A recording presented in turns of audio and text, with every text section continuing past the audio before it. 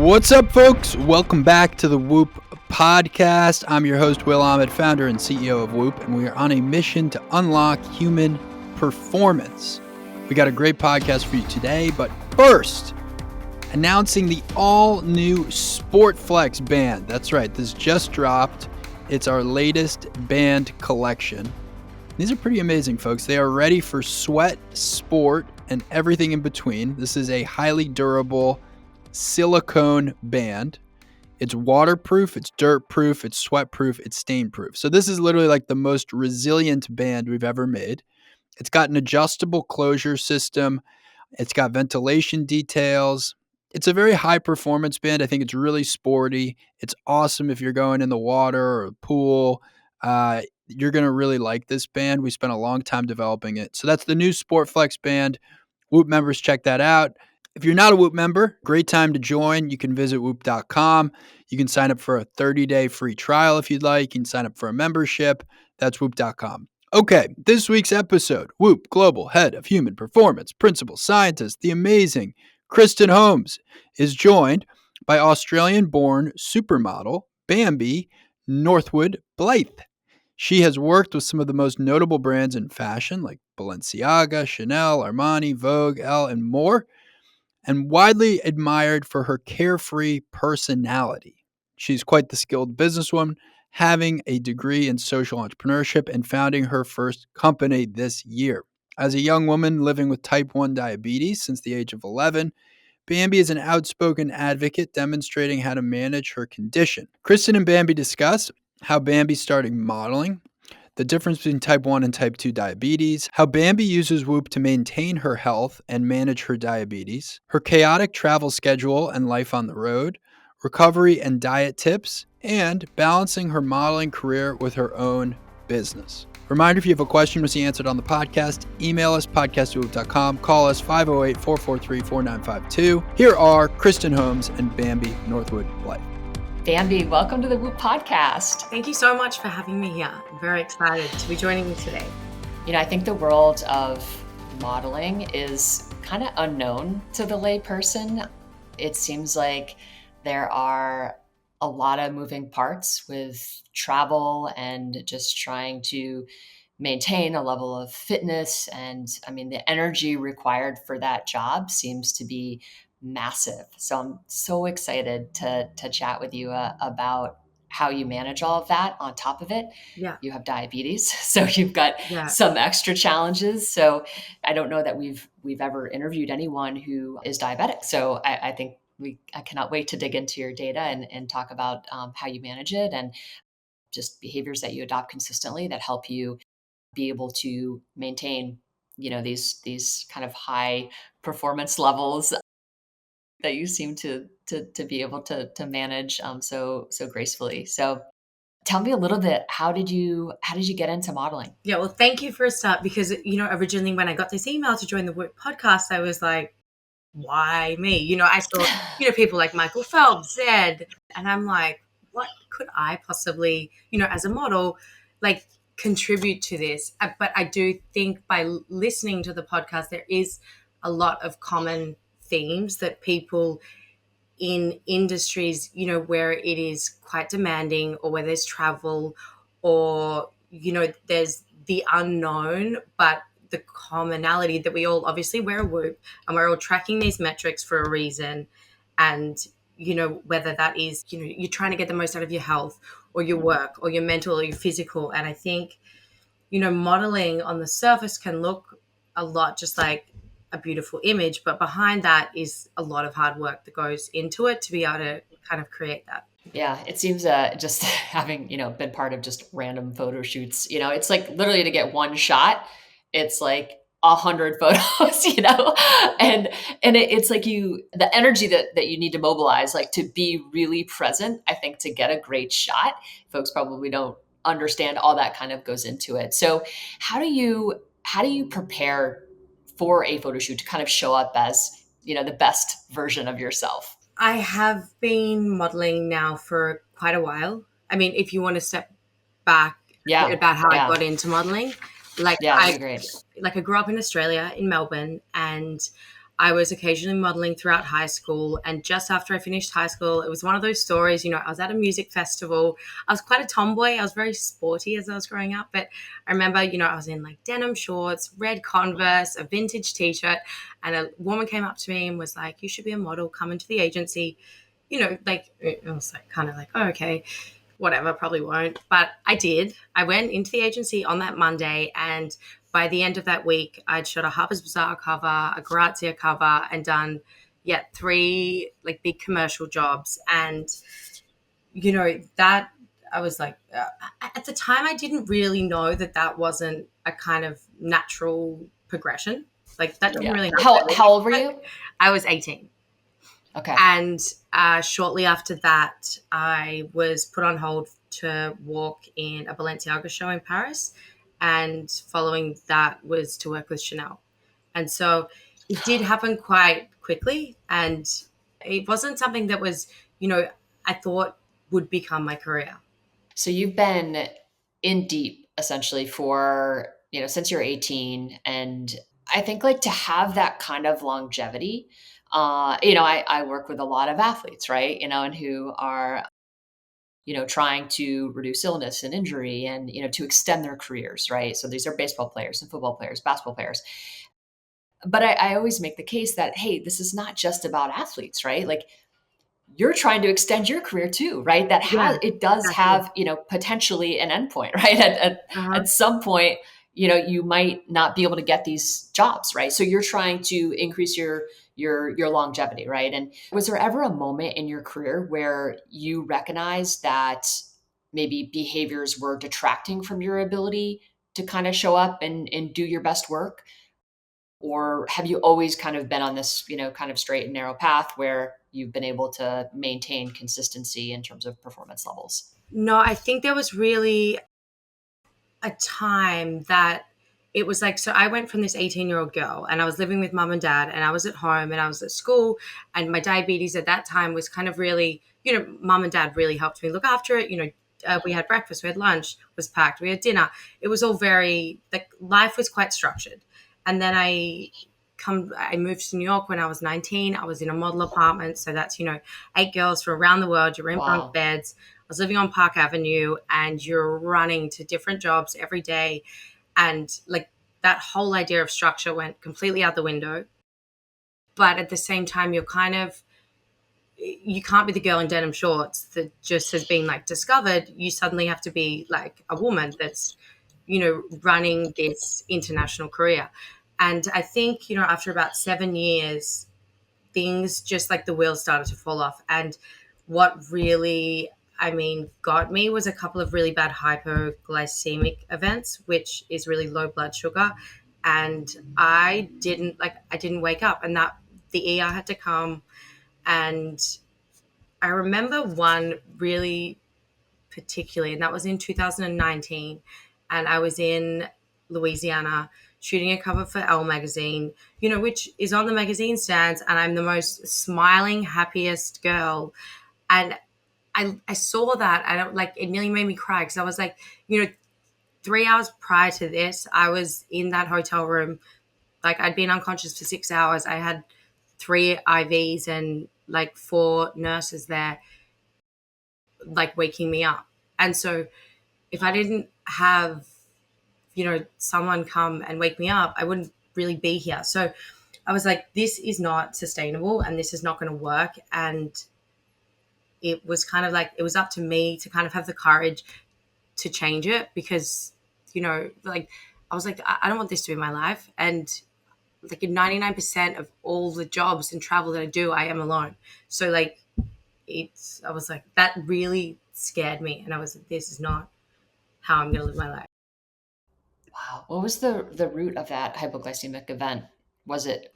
It's hard to tell, because diabetes is such a moving target. You can do one thing one day and you can do one thing the next day, and you can have completely different outcomes. Unlike, say, going for a run regularly, you can kind of, like with a Whoop, you can track your heart rate and see that similar kind of activities would have a similar kind of outcome. But I would say it was, a mixture of, I flew from New York. There's a bit of a time difference. I got in, I didn't have dinner. I went to bed. I was jet lagged. just a confluence of just all the But all the that's things imaginable that would that put I you in that knew state. would happen again, and it has happened again. And so what do I do now? Like I Wow. pack snacks and I really make sure I have dinner, and I have this Dexcom CGM where I have followers who can follow my blood sugar. Like there's other steps you can put in place so it doesn't, try and avoid that happening. Amazing. Just for the listeners, just describe the difference between type 1 diabetes and type 2 diabetes. You have type 1, right? Juvenile diabetes. Yeah, so I have type 1. There is two types. Type 1, your body completely stops producing insulin and it's not reversible. So once that kind of happens, you then have to inject insulin via a pump or multiple daily injections. And it's really about, I guess, like what I kind of think of it is like it's your pancreas and you're operating it externally. So, we have all these organs in our body that, sometimes we take for granted that do these operations for us, and we don't really know they're not working until something goes wrong. So you're kind of managing it externally, and there's a lot of other factors that can influence it. So it's really like a juggle, I would say. That's like such a scary moment, but I think sometimes I guess we need those moments in order to be motivated, I guess, to change our behavior or to put some guardrails in place where we can ensure that, we're protected against it happening again. Yeah. And so like shortly after that, then I started getting, kind of anxiety around going to sleep because I would be scared I would go Yeah. low. And then COVID happened just after that, which in a way helped me kind of slow down. And I went to Australia for a year, and that was a really good time for me to, like, I didn't get on a plane for a year, which had never happened, in the past 10 years prior to that. So I kind of stopped, and it was hard at the start to not be moving all the time. It was really kind of foreign to, have to invest in, I mean, your neighbors, because I'd never really had something like that, or like, actually do a full proper food shop, and you Wow. have the flexibility to make my own meals because I was going to be at home for longer than a week. But I did that, and at the same time as that, I was studying a business degree, so I really kind of, I just took, it was like kind of taking some me time, and it was really nice to be able to stop and kind of learn and think about how I wanted this next kind of phase of my life to be. And so on return to New York after that year, it really kind of motivated me to do that. And that's when I started wearing a Whoop. And I really started to like think of like work and diabetes and life and sleep and mental health and physical health all as kind of one thing that I could influence, rather than a bit like, life's just happening to me. Like, Yeah. how am I going to fix it? It's great to hear that. And I think for a lot of people, COVID was, that time period where we were all kind of locked down, folks drank a lot and, struggled, right? Like a lot of folks gained weight. And, it sounds like you used that time really to figure out, what you needed to do to really take care of yourself. And so in that time, I'm wondering, what were some of the kind of non-negotiables that emerged for you, during that time where you were kind of locked down and you're actually able probably to kind of get to a truer baseline, right? When you take out the variables of travel, you take out the variables of just the inconsistent timing of meals and some of these things that we know move around our health in pretty profound ways, which has been your default, like that's just been your life, right? So you kind of take that away. Did your health improve? Did you see your kind of metrics improve? And I guess if they did or they didn't, I'm just wondering kind of what were the like big takeaways. I think I was in a way kind of addicted to like noise and like stress and chaos. And I found the first 3 months quite hard to not have, a massive to-do list and not have to like, meet like 100 new people. And that was Yeah. a bit like, I was really, I didn't really know what to do. And there was a lot of noise in my head. So I think I had to like learn how to use that energy in a different way. And, it was like simple things like really long walks. and like really like tuning out and listening to music and being okay to like sit still for, you know, a couple of minutes. Like it just wasn't something that I was really used to doing. Like I'm still not great at sitting in front of a TV. Like I feel like I have to be doing something, but I mean, you know, introducing yoga was a really great one. Just finding ways, I guess, to let my mind calm down a bit and not having it always have to be so frantic. And I think in terms of the diabetes side, it got me to be able to be a little bit more proactive rather than, you know, my CGM alarm saying I'm low and just being like, what am I going to do? It was Yeah. like, I'm okay. I've got a banana and I've got some dates and I've got some nuts. I'm going to have that instead of just grabbing like a soft drink and then having this erratic spike up and this erratic drop. Yeah. Yeah. So just being able to be more proactive, I guess, and just set yourself up for success. Now that you've kind of adopted some of these healthier ways of coping with diabetes, have you seen your performance levels improve in any way? I have. I've definitely seen that trying to come back to that idea of like structured eating.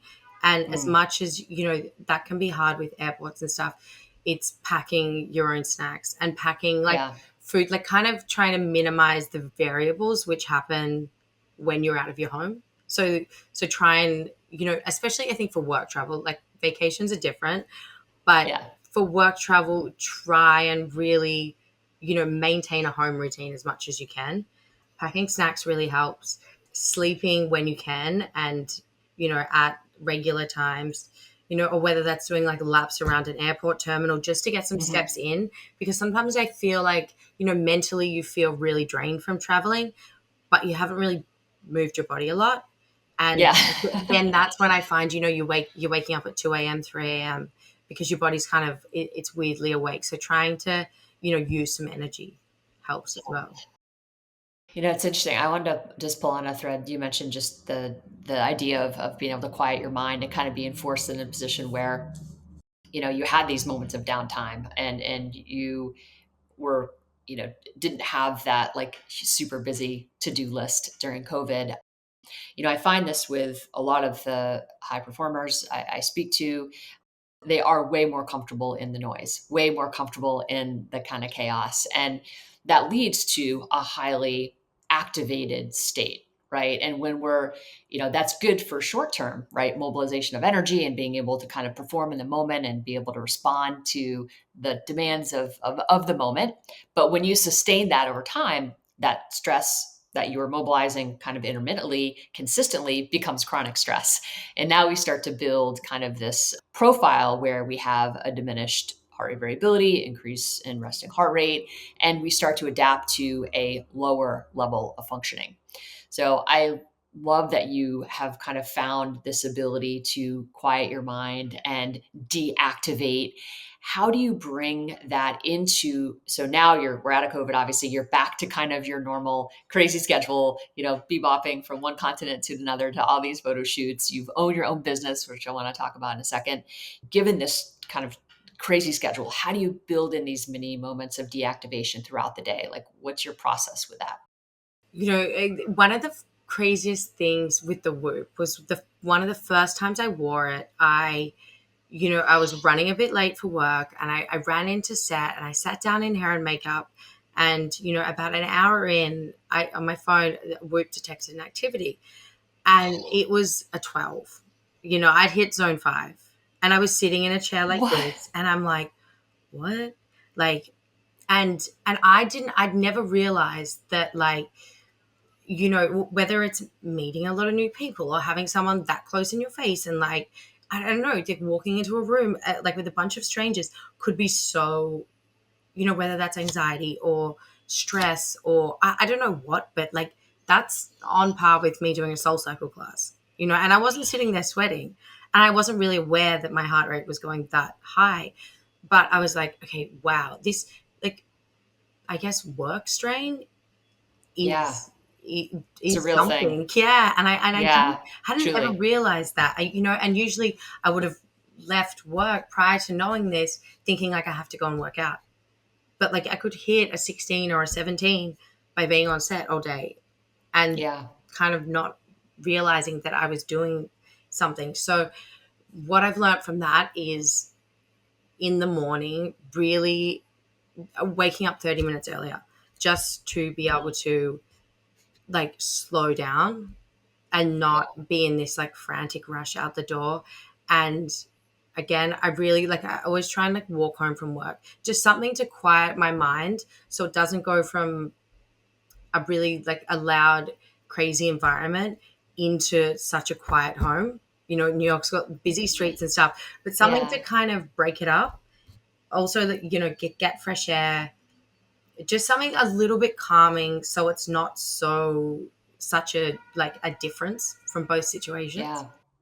Yeah, that's such a great strategy. And I think like, I use that analogy, when I was at Princeton for many years, I coached there and I would tell my student athletes, I'm like, instead of between classes, like introducing a lot of noise, like use that as a time to just focus on your breath, do some slow paced breathing, like just, put down your device, like put it in your pocket, just like Yeah.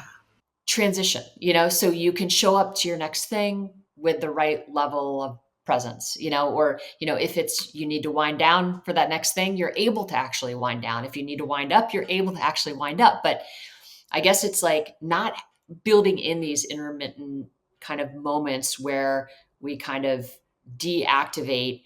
We're not able to kind of go into our next moment with a level of activation or deactivation that's required, right? Like, and so I think people don't realize like how that actually accumulates and how that can really be pretty detrimental when it comes to being able to functionally adapt, right, to the demands of life for a long time, right? Like we're not trying to do this just for a year, right? We're trying to really extend this across an entire lifespan. So I think people forget that. Yeah. Well, I love that you've figured that out and are building it in. It's amazing.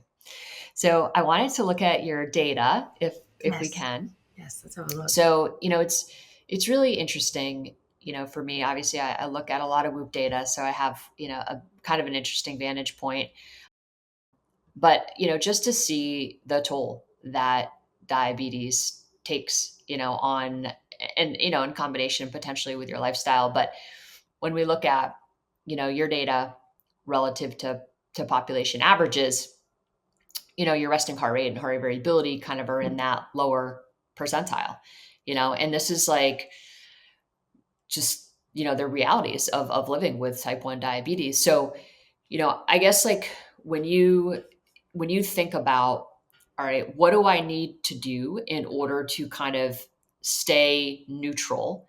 What would you say? So we talked about kind of the intermittent like breaks, building that in, making sure you have snacks. Like, are there other kind of behaviors that you lean on that kind of help you make sure that you're, because you got to fight, like you got to do a lot of things well in order to kind of maintain a neutral state. So what are some of those other things that are thinking about really consciously to kind of keep yourself in that neutral state? I think what I've seen from my Whoop is that like a red recovery will really impact my sugars.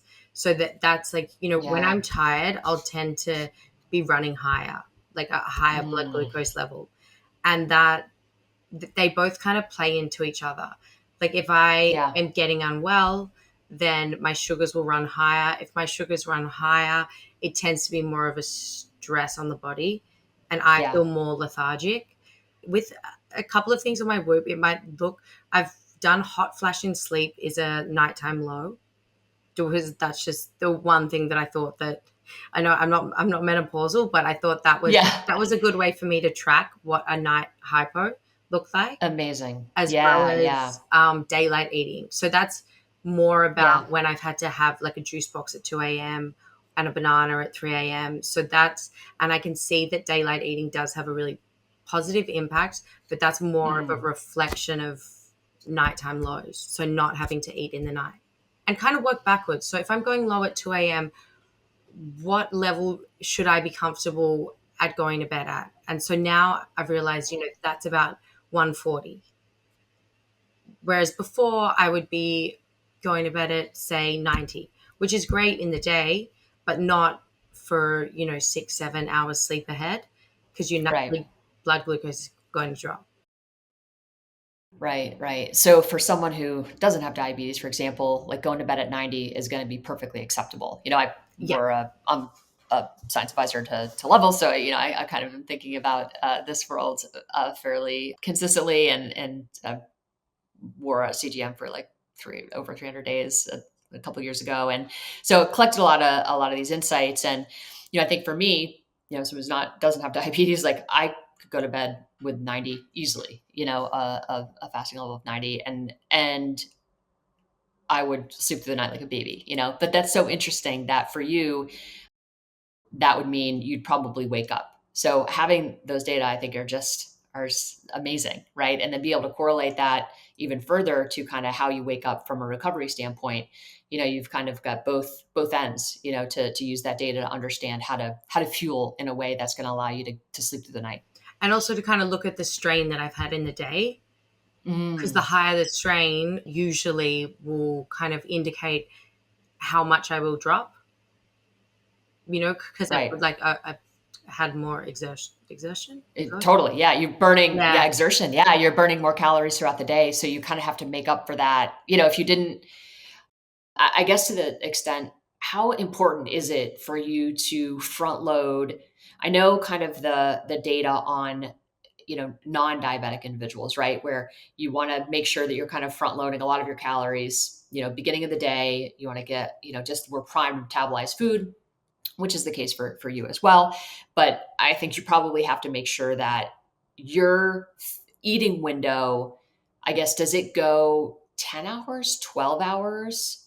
Or are you? It's hard as a diabetic. I feel like it Yeah. does move, but the thing that I find, there's this thing in the morning called the dawn phenomenon, where your body, like everyone's body, when you're waking up, your body produces hormones such as cortisol and growth hormone, which tells the liver to produce glucose That's right. to Yeah. help you wake up. And so Yep. that I used to struggle with that, because your body, my blood sugar would go super high in the morning. And, even if I just had like an Americano, like a black coffee, nothing in it, technically no carb, I would continue to rise. And starting the day off high made me really lethargic. So a way I kind of have stopped doing that is, it's like I drink AG1 now, which, because it's not so much of a stimulant and there's still no carbohydrate really in it, it's given me like an hour for my body to kind of wear off that natural kind of high and come back Yep. down. Because I found when I was taking, a unit or two of insulin for the coffee, then I drop low. And when you start this day off in this kind of erratic zigzag, it tends to continue throughout the day. So I wouldn't say I front load as much in the morning. Okay. I'd kind of let myself like just level out until around like 10, 11, and then, have a really good lunch, have like afternoon tea, really good dinner, and then whatever I need before bed. Okay. But I'd say, but breakfast time, I struggle a bit with diabetes. Yeah, that's so interesting. Yeah. I mean, I definitely prefer to have like my first calorie around 10 or so. There is something with just the coffee, for example. I think to your point, like you want to allow that cortisol to kind of do its thing, and not to interfere with, by layering a stimulant on top of that, like you're interfering with your natural cortisol levels, right? So I think there is something to be said for all folks to kind of allow that process to happen naturally. So it's so cool that I think what I love about, your approach is, it's really been this N of one, just experimentation, right? There isn't like a great playbook for folks with type 1 diabetes. You know what I'm saying? Like, Yeah. you've had to make this up as you go, kind of, and half the what's good time, for you is not going to necessarily apply to everyone with type 1 diabetes. and That's why so these data are so much fabulous. of the time you feel crazy and like, like you're like, Oh, what am I actually like? It does this work? I don't know. And then I think, again, because diabetes is such a moving target, that you'll be like, oh my God, I've cracked the code. I'm a genius. Like, you'll have 2 weeks of these amazing sugars, and then you'll get your period and it will all go out the window and you're like, oh my God. And then it's back. And it's just, it is such just like a dynamic thing that, you know, you have to have humor with it. I think finding the community is helpful, but having little go-to things that you know really help you. Yeah.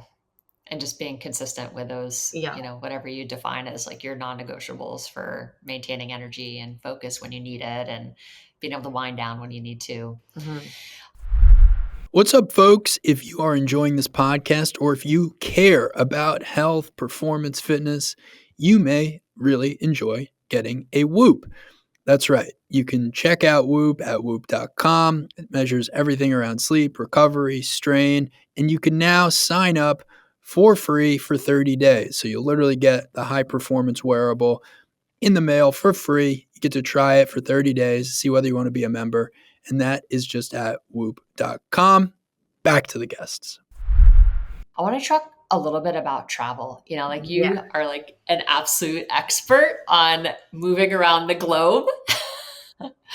So just put it into context, like how much, when you look at your year, like how often are you in your home apartment? Do you even have a home apartment or a house? I have an apartment. It doesn't feel like a home. It never does. I mean, I travel so much, but I would say, let's say, I mean, I do spend 120 days in the US, and then the rest in New York, in the US. So I would say probably about, 4 months in New York, 2 months somewhere else in the US. This is in blocks, and then obviously these trips are broken up into 2 days, 3 days, 2 days, 1 day. Probably about 3 months in Europe. But yeah, it's a lot. It's a lot of short trips, which I find can be a little bit. It's the short trips. I kind of have got to me now, less than when I was younger. So do you feel like as you've kind of aged, it's gotten a little bit harder than when you were younger, or? Yeah, it's just, I think it's more about really trying to, pack as rigorously as possible.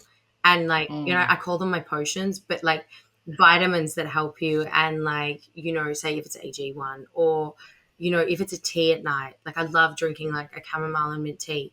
I don't know what it does to me, but like it's something that just it's like a ritual. Yeah. And again, it's taking these little rituals on the go with you. So it's just because you're leaving your home environment, it doesn't mean everything else has to go. So yeah, definitely like taking like vitamins and things like that, taking teas, packing snacks, trying to limit the variables that will come in. And, just simple things like, I know always the second I get off the plane, the last thing I want to do is walk or stretch or get outside. But it's like before I even let myself go in a hotel room, it's just like put the sneakers on, get out the door. And that really, really helps. It's kind of like, it's like when I was studying, it was kind of this 2-minute theory. Just like all you have to do is 2 minutes. Just do it 2 minutes, 2 minutes, 2 minutes, 2 minutes. Open the book, just do it for 2 minutes. Like I'm like, you can do anything for 2 minutes. And it's kind of the same thing when I get in from a flight. It's just like go for 2 minutes. And love it. You never turn around. And I'll see my blood sugar level the arrows start to drop. And it's just, whether that's a 20-minute thing, but it really just does help. I think, even just breathing, just to get outside. Yeah. Well, I mean, there's lots of science behind that for sure. When we think, So one of the areas that I study quite a bit is just everything related to kind of circadian rhythms and kind of our circadian physiology, circadian behaviors. Getting outdoors just generally, I think the minimum is 67 minutes, what we've seen in the research in terms of like being kind of the minimum effective dose for like really having an impact on mental, physical health, resilience. At a minimum, we want to make sure that we're kind of getting outside at the front end of the day and the back end of the day, in the middle of the day if we can. But as it relates to circadian rhythms, we can move our circadian rhythms around, or help, I guess, establish our circadian rhythms by getting outside prior to 10 a.m. and then watching the sunset, whenever that is. Those, just the way the light is in the sky, kind of low on the horizon, can entrain our circadian rhythms and make it easier to fall asleep and stay asleep. Okay. Yeah. So there's lots of really just robust science around circadian rhythms.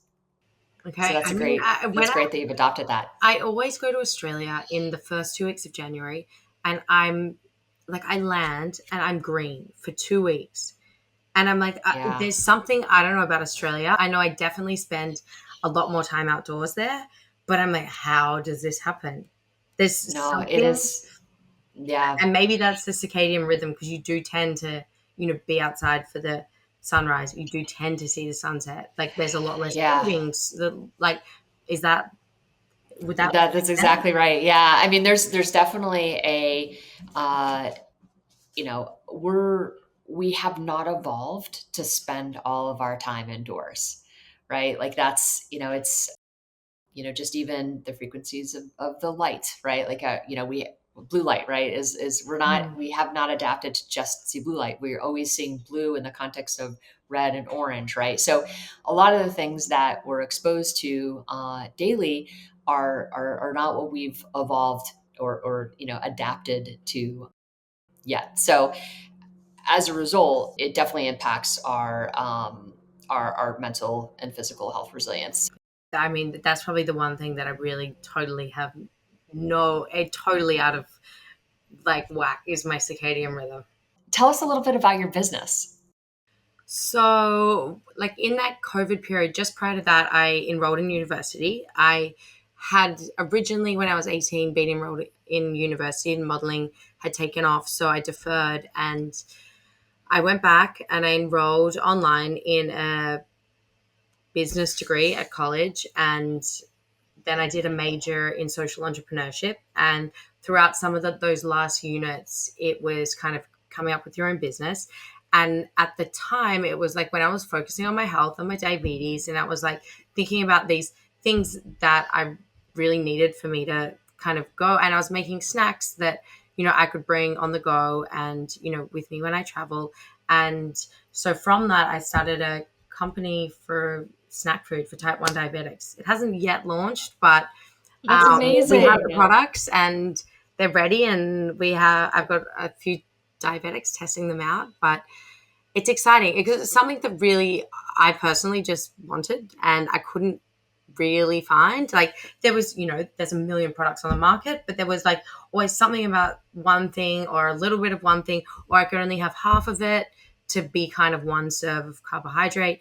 So it was about making these things that I could have on the go with me. And I've been bringing them around and, enjoying them and helping my levels kind of just stay steady. It's incredible. Do you kind of identify as like a vegan or a vegetarian, or, do you have like No. a way of eating or do you just eat all different types of foods? I don't have dairy. I find dairy kind of tends to make me a bit, I don't know, a bit tired, bit like foggy brain. Lethargic. But Yeah. I'd say more of like a Mediterranean diet. I think, again, growing up in Australia, you are surrounded by a lot of like fresh produce and kind of like beans and grains and things like that. So yeah, I mean, really like, I would say I tend to eat a lot of vegetables. Yeah, a lot of low GI carbs. So, things like your rice, quinoa, lentils. And kind of like I tend to enjoy like fresh food.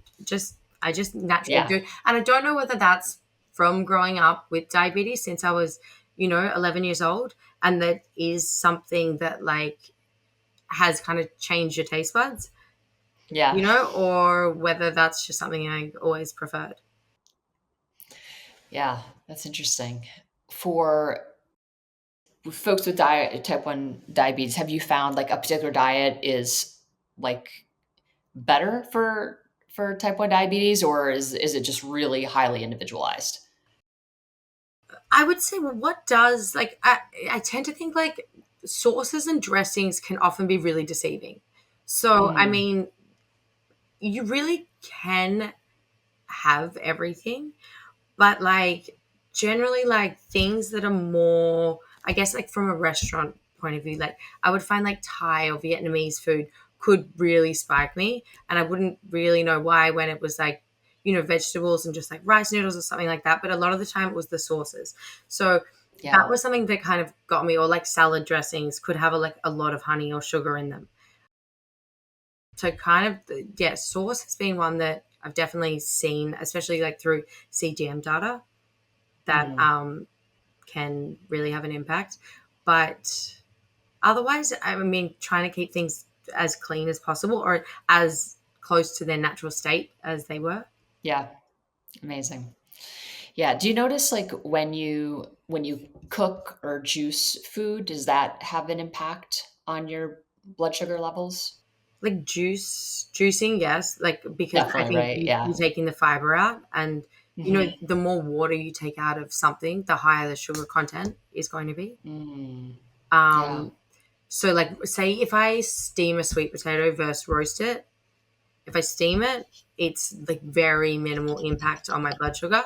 Versus when you roast it, you're like, or any roast vegetable, like you kind of, I'm not a scientist, by the way, so I don't really know. But I find like if I was to roast a tomato versus having it, chopped up in a salad, it's going to have a different effect on my blood sugar. But I think that is just because you're removing a lot of the water content. Yeah. Yeah. Yep. That makes sense. And it's similar, like I think about my body in the same sense when I go to the sauna, and I love going to saunas. But like when Mm. you go to the sauna, you're sweating out a lot of the water in your body. So I think of like my sugar level, like it's, like cordial. Do you have cordial? Cordial. Mm. So it's like kind of like my sugar level is like syrup. So if I'm sweating out a lot of the water, it's going to become a higher sugar level. And you need to keep like Right. replenishing yourself so you can lower that level. Right. Right. Do you use an electrolyte? I do. Yeah. I Oh, have. nice. I've been having them and I really like them.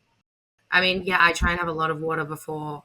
I do like kind of like a yoga flow in the sauna to try and combat the high, because I tend to go high and then drop quite quickly after.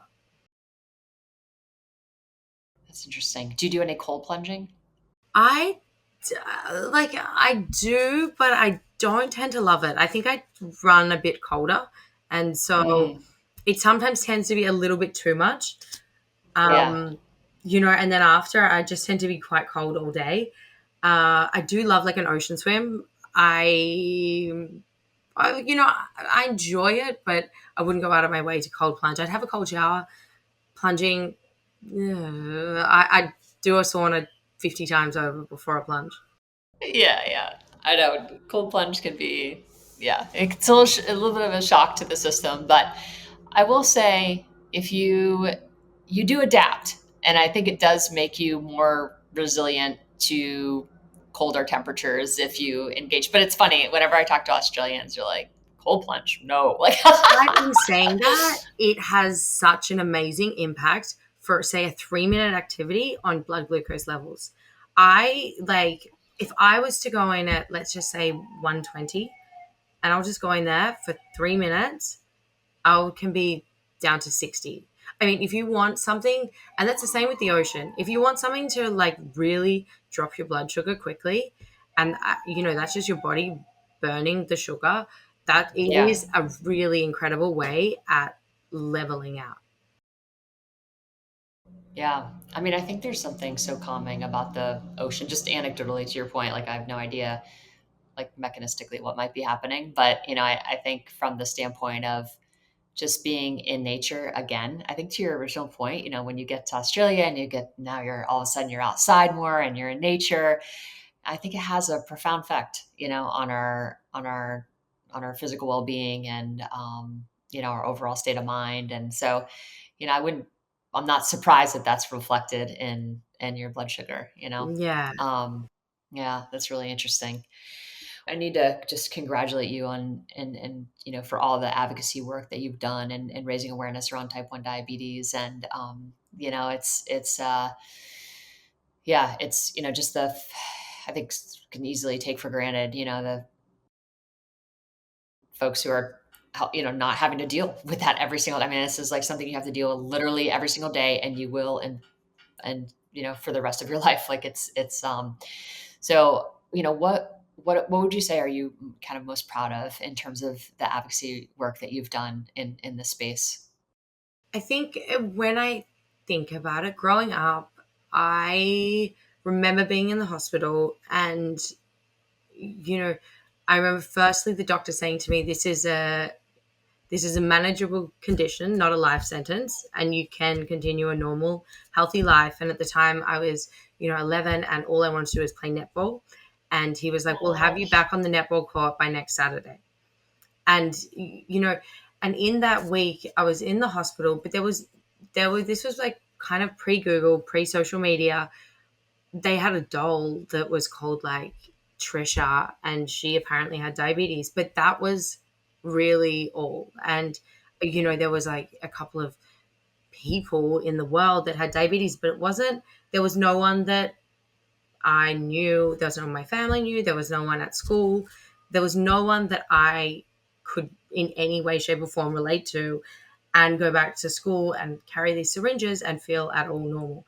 So I think probably the proudest thing would be being able to kind of show this condition for what it is. And say last year I went to the JDRF Children's Conference, and to show these kids that you can live this healthy, normal life. It is a bit harder, and you Yeah. do need to be extremely organized and things like that, but you can do these things. It's not this imaginary doll anymore. Like Right. there is kind of a face behind the condition, or trying to really like show them that yeah, you can do it. I love it. It's amazing. What do when you think about, I mean, you've got this incredible platform, where you can reach lots of folks. Like, what do you find yourself, like, are there things that you just wish people knew that, you find yourself kind of frustrated about, or? Yes, but then again, like on the other side, I'm like, I wouldn't know anything about type 1 diabetes if I wasn't a type 1 Yeah. diabetic. So there's two sides to it, but I think that it is so all consuming. And it's a full-time job on top of a full-time job, and it's like with a job you leave the office, and once you leave the office you don't think about it until 8 a.m. the next day. It's not the Yeah. case. It's like you never leave the office, and it never leaves you alone, and it's every single thing that you do is going to have an impact on the next thing. So it's and if you try and ignore it, it's only going to come back worse. Yeah. So it's really about kind of trying to stay on top of it, and often those times are when you kind of feel the worst, and you really just it's really hard to stay on top. So I think that it is such a full-time condition, and you kind of, I mean, yeah, it's really all consuming. Like, but if you Yeah. know someone, ask them questions or be informed, or, like, I just know sometimes like my friends that will say things like, "Oh, but she can't have sugar; she's diabetic."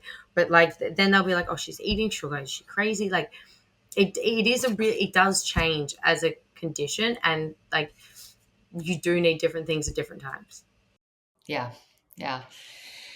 Yeah, it's hard. That is like such a great analogy to put it into perspective for someone who's not living with type 1 diabetes. It's literally a 24/7 job. And yeah, it comes with huge responsibilities. I didn't realize that you were diagnosed when you were 11. Gosh, it's like so young, you It, know? it is young in a way. I'm weirdly kind of think it's helped to become so ingrained Yeah. in my life. Like I Yeah. have a lot of friends that are type ones now, and we do find that like under 18, if you've like it's grown up into like your kind of rituals. Like you wake up, you brush your teeth, you have an injection, you check your blood sugar, da da da. Whereas like when you're older and you've maybe left that structured environment, it can be harder to kind of incorporate into life since you have had a life before. Yeah. Um, so I mean that's one positive, I guess. Yeah. Yeah. No, I mean, well, I think the community surely is grateful to kind of have your voice out there, and and I'm sure there's lots of little girls and boys, who look up to you and are, so grateful that inspired, I suppose, to know that, hey, life goes on and you can figure it out, Yeah. So, I mean, it's definitely teamwork as well. And there's an amazing community out there, and it's like teamwork. And I think now with wearing things like a CGM, because when I was growing up, it was a finger pricker and you'd keep that in your school bag, and it was syringes and they'd be in a medical bag. So you never really, I mean, it's like a Whoop, like it's a wearable thing. So you can really like spot someone on the street now. And sometimes people will come up and be like, "You diabetic?" I'm diabetic. And, and you'll start talking. And this has happened actually with my Whoop. I've been on set and, someone will be like to me, why do you wear a Whoop? And I'm like, what's your HRV? And it kind of creates this instant kind of language. And it's funny how those things, connection. Like, all of a sudden it's like you're speaking a different language. Yeah. Totally. Yeah. It's kind of like a nice filter, like you're like, that person like cares about their health, Exactly. Yeah.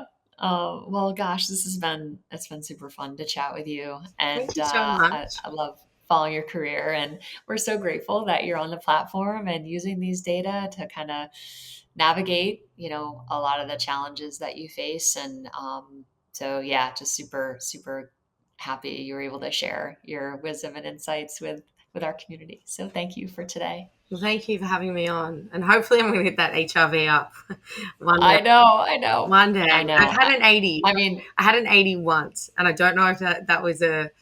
just artifact. I'm hoping it wasn't, because that means I can get there, but we'll see.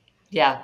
It's I know. I mean, the travel will continue to be your biggest hurdle. I think the circadian misalignment, that comes with travel is just it's hard to overcome, but you're doing great. So, well, thank you so much for having me today. Yeah. Thanks for joining. Thank you to Bambi for joining the show. A reminder, the all-new Sportflex band has arrived. That's at whoop.com. It's our new silicone band. It's pretty awesome. Waterproof, dirtproof, sweatproof, stainproof, everything proof. If you enjoyed this episode of the podcast, please leave a rating or review. Please subscribe to the Whoop podcast. You can check us out on social at Whoop, at Will Ahmed, at Kristen_Holmes 2126. Have a question was answered on the podcast, email us, podcast@whoop.com, call us 508-443-4952. If you're thinking about joining Whoop, you can now try Whoop for free for 30 days. That's at whoop.com. And that's a wrap. Thank you all for listening. We'll catch you next week on the Whoop podcast. As always, stay healthy and stay in